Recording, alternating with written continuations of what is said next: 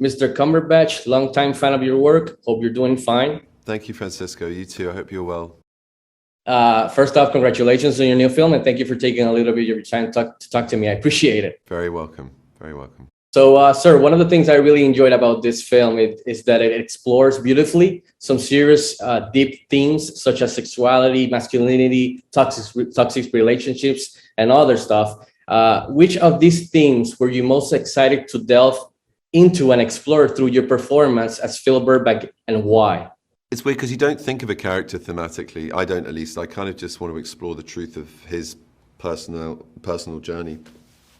But yeah, as a sort of audience member and a reader of the script initially, those themes that you mentioned are very strong and draw you in. But first and foremost, I think, as well as the themes, is just the richness of the story and the era.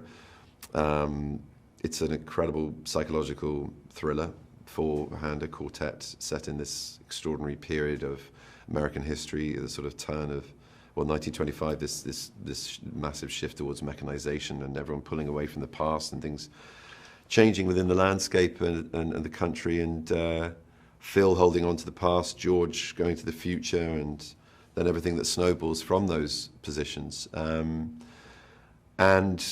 And yet, yeah, no, I mean, I see that now. And talking about this film, you know, I've talked a lot about toxic masculinity and about Phil's damaged child, really, this arrested development that results in that bitter, twisted, malignant behavior, which I think it's important to examine the reasons behind it. I always do as an actor. I don't like to think that any of the characters I play deserve anything other than that, because they don't exist in the ether as something untouched by things that have made them what they are. And whether the backstory or the understanding of them is in the foreground of the film or underneath the tip of the iceberg doesn't really matter to me. I just think it's important to kind of live in those questions and really kind of delve into them to understand what makes a character do what they do.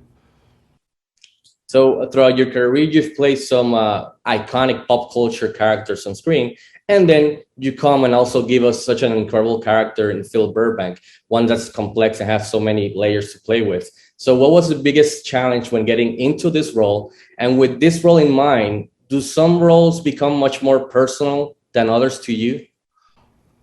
Yeah, they do. To answer the last part, yes, they do. I mean, this is very personal because of my relationship with Jane, because of lockdown, because of New Zealand being so far from home, but with my family, with my portable home, so to speak, and the nature of this material as well. I mean, you know, it will forever be, I think, a very, very rich memory for me, for many reasons.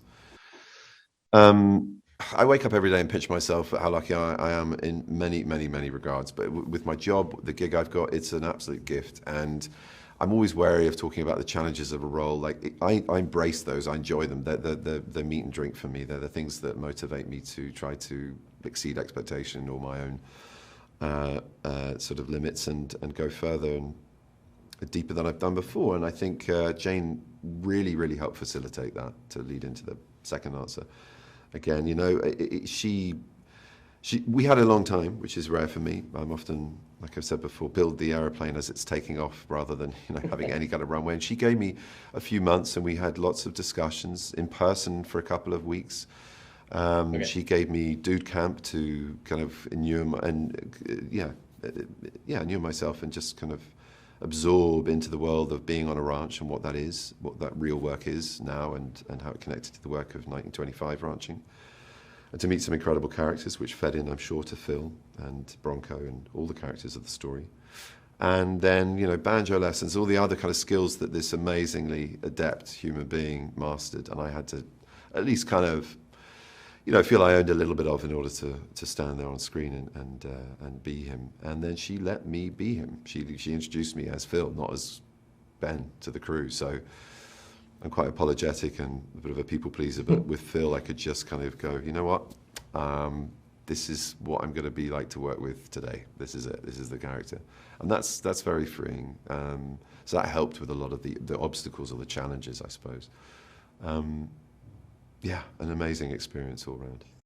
Sir, you are fantastic in this. I think it's your best work so far. So congratulations again, and thank you for your time. I appreciate it. Stay safe, sir. Thank you. You too.